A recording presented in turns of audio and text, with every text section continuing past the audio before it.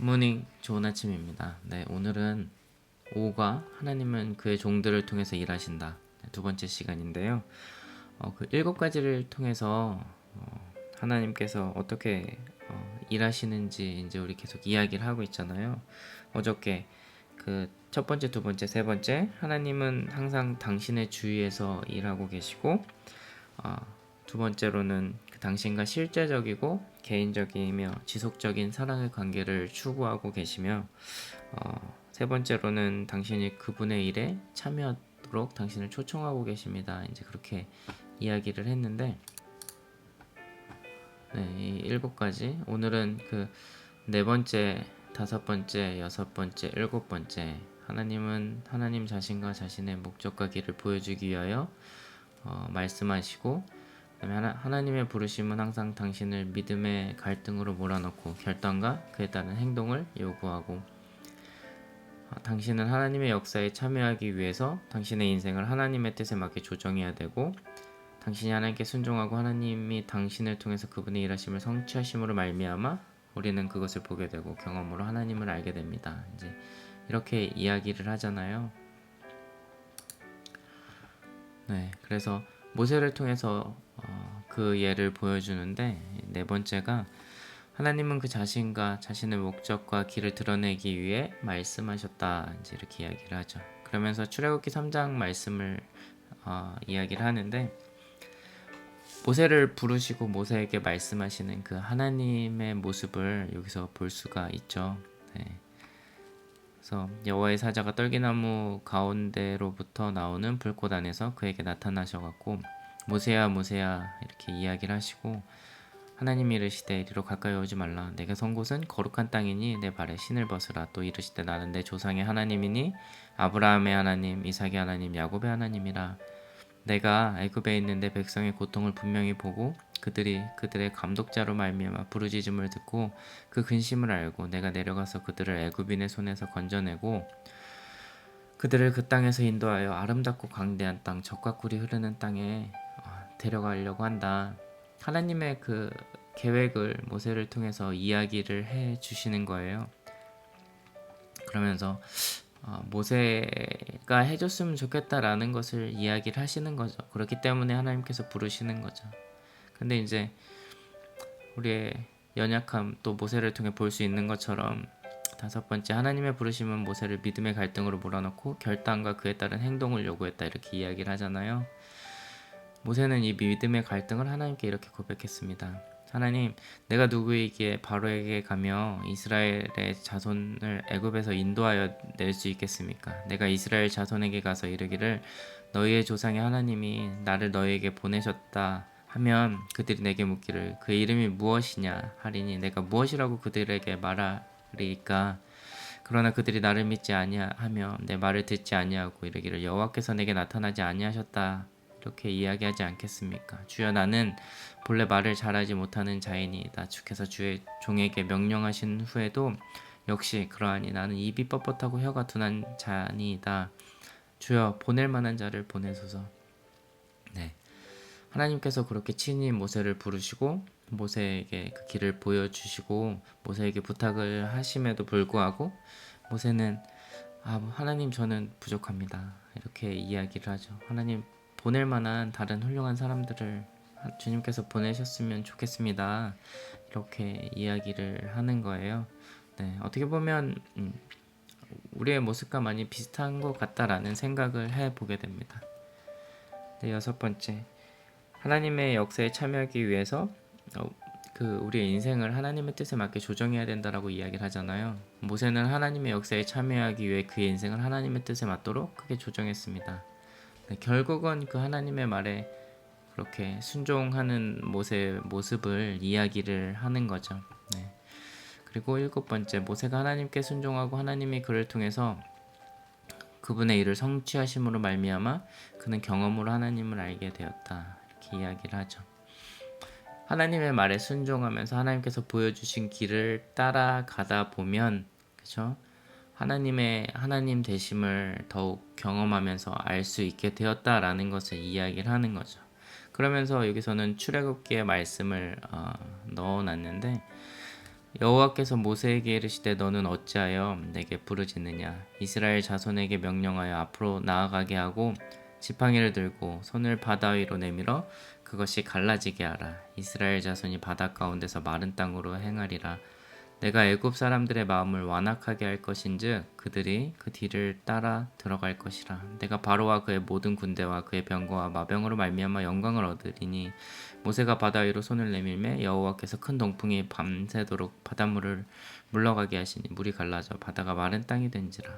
이스라엘 자손이 바다 가운데를 육지로 걸어가고 물은 그들의 좌우에 벽이 되니 애굽 사람들과 바로의 말들 병거들과 그 마병들이 다 그 뒤를 추격하여 바다 가운데로 들어오는지라. 여호와께서 모세에게 이르시되 내 손을 바다 위로 내밀어 물이 애굽 사람들과 그들의 병거들과 마병들 위에 다시 흐르게 하라 하시니 모세가 곧 손을 바다 위로 내밀매 새벽이 되어 바다의 힘이 회복된지라. 애굽 사람들이 물을 거슬러 도망하나 여호와께서 애굽 사람들을 바다 가운데 엎으시니 그러나 이스라엘 자손은 바다 가운데를 육지로 행하였고 물이 좌우에 벽이 되었더라.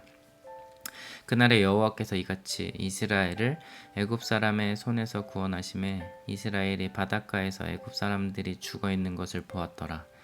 이스라엘이 여호와께서 애굽 사람들에게 행하신 그 큰 능력을 보았으므로 백성이 여호와를 경외하며 여호와의 그의 종 모세를 믿었더라. 네.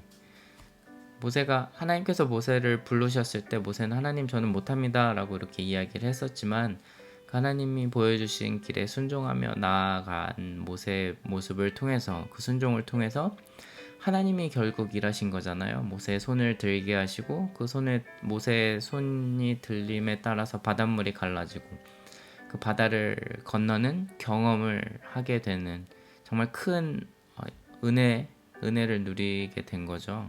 네, 큰 놀라우심을 경험하게 된 거죠. 네, 하나님을 의지할 때 정말 하나님께서 일하심을 보고 경험할 수 있는 그 큰 은혜를 누릴 수 있는 것이 정말 저희에게는 큰 축복이 아닐까라는 생각을 해보게 됩니다. 네. 그러면서 이제 이런 문제로 다시 한번 이 내용을 확인하는 거죠. 하나님은 모세에게 자신의 어떤 면과 목적과 길을 드러내셨습니까? 이스라엘 민족을 구원하기를 바라시는 그 하나님의 모습. 근데 모세가 하나님에 대해 믿기 힘들었던 부분은 무엇입니까? 네, 저는 그렇게 생각했어요. 자신의 부족함 때문에 하나님 저는 못합니다 라고 그렇게 이야기를 하는 그 모세의 모습. 하지만 모세는 자신의 인생을 그래도 하나님께 향하도록 조정했고 하나님의 말씀에 순종하며 나아갔잖아요. 그때 모세를 통해서 그렇게 바다를 가르시고 이스라엘 백성을 구원하시는 그 모습을 모세는 또 보게 되었고 직접 경험하게 되었고 하나님의 하나님 되심에 대해서 다시 한번 더 알게 되는 그런 정말 큰 은혜를 누리게 된 거죠. 네. 이 모습을 보면서 우리도 그렇게 생각하는 것 같아요. 하나님을 경험하는 삶을 살아갈 때 하나님은 그들의 종을 통해서 일하신다라고 이제 3가부터 계속 이야기를 하고 있잖아요.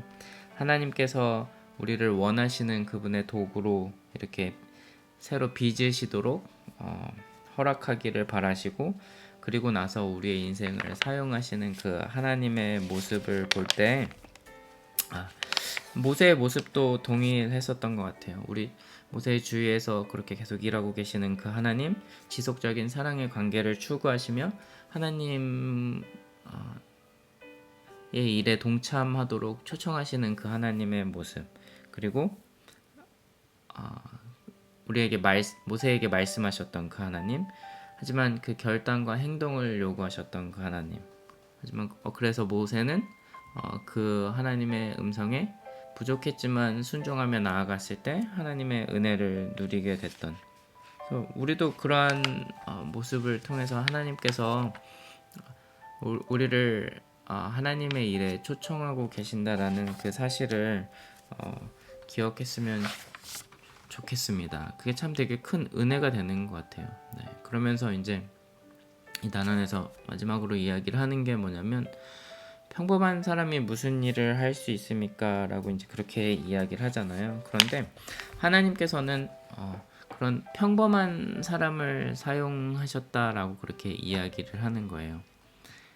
엘리야를 이야기를 하고 베드로와 요한의 이야기를 하면서 엘리야는 우리와 성정이 같은 사람이로되 그가 비가 오지 않기를 간절히 기도한즉 3년 6개월 동안 땅에 비가 오지 아니하고 다시 기도하니 하늘이 비를 주고 땅이 열매를 맺었느니라.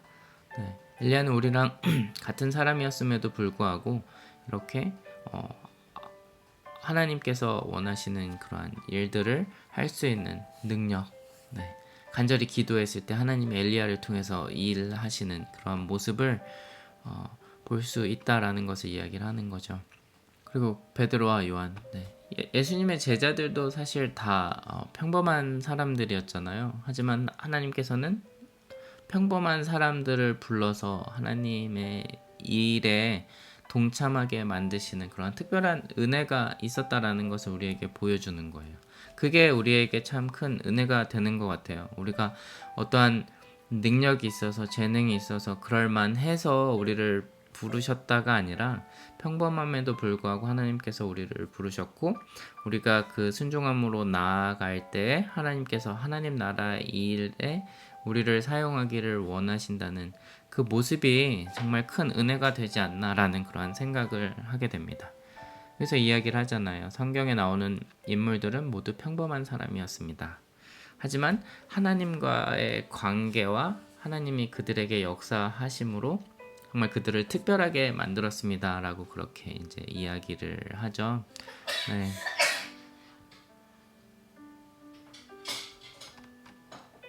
그러면서 무디 목사님의 이야기도 하고, 네. 스펄전 목사님의 이야기도 하고, 네. 그렇게 이야기를 하는데, 하나님께서 하나님 나라의 중요한 일을 성취하시기 위해 특별한 방법으로 당신의 삶을 통해 일하실 수 있습니까? 네, 우리가 믿을 때 분명히 우리는 그렇게 일을 하실 수 있다라고 그렇게 이야기할 수 있을 것 같아요. 당신은 글쎄 나는 누가 아닌데라고 말할지 모릅니다. 당신이 무디일 필요도 없고 예수님의 제자일 필요도 없고 모세일 필요도 없지만 하나님은 당신이 당신 자신이길 원하고 당신을 통해서 그분이 선택하신 것을 하기를 원하십니다. 당신이 그 어떤 중요한 일도 당신을 통해서는 일어날 수 없다고 이야기를 할 때 그것은 당신 자신에 대한 이야기보다는 하나님에 대한 당신의 믿음에 대한 것입니다. 하나님이 당신을 통해 중요한 일을 하실 능력이 없다고 말하는 것입니다. 사실 하나님은 평범한 한 사람의 헌신할 때 하나님이 기뻐하시는 그 어떤 일도 하실 수 있습니다. 그렇기 때문에 특별한 사람이 아니라 우리도 사용하실 수 있는 그 하나님, 그렇죠? 그 하나님과 대화하고 교제하면서 하나님이 말씀하시는 그 방향으로 우리가 나아가려고 할 때, 순종할 때 우리를 통해 일하시는 그 하나님을 볼 수 있는 것, 그게 가장 큰 은혜다라고 계속해서 이제 이야기를 하는 거죠. 네. 하나님의 기준은 사람의 기준과 다르다. 네. 하나님의 기준은 사람의 기준과 다르다라고 그렇게 이야기를 하는 거예요. 네. 하나님이 우수하다고 평가하는 기준과 사람의 평가 기준이 다르다는 사실에 놀라지 마십시오. 세례 요한이 사역한 기간은 얼마 동안이었습니까? 아마도 6개월 정도였겠죠. 세례 요한의 삶에 대한 예수님의 평가는 어떠했습니까? 내가 너희에게 말하노니 여자가 낳은 자 중에 이 요한보다 큰 자가 없도다. 네. 정말 하나님께서 그렇게 훌륭하다라고 그렇게 이야기를 하시는, 그렇기 때문에 당신의 삶을 세상의 기준으로 판단하지 마십시오. 네. 그렇게 이야기를 합니다. 하나님은 평범한 사람을 쓰는 것을 가장 좋아하십니다. 사도 바울은 고린도전서 1장 26절에서 31절에 하나님은 세상에서 약하고 멸시받는 것을 일부러 찾으신다고 했습니다. 거기서 하나님이 가장 큰 영광을 받으시기 때문입니다. 그래야 모든 사람이 하나님이 하신 일임을 믿게 됩니다. 당신이 약하다고 제한된 존재라고 평범하다고 느낀다면 당신이야말로 하나님께서 쓰시기에 적합한 사람입니다. 참 힘이 되는 말씀입니다.